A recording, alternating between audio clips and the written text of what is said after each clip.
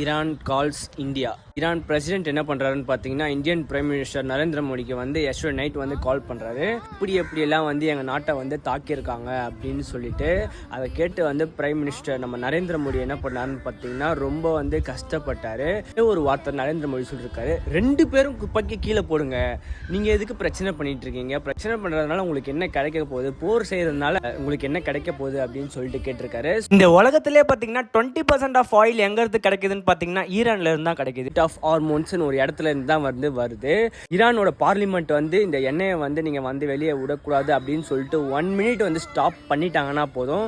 So வந்து இனிமேட்டு வேர்ல்டில் வந்து எல்லா இடத்துலையும் வந்து எண்ணெய் வந்து சப்ளை ஆகவே ஆகாது. எண்ணெய் விலை வந்து இப்படின்றதுக்குள்ளே வந்து ஏறிடும். வந்து 2 பேர் இனிமேட்டு வந்து எதுவும் நடக்காமல் பார்த்துக்கோங்க அப்படின்னு வந்து சொல்கிறாங்க.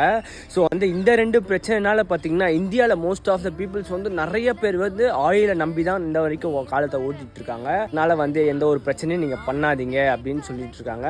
So stop the war.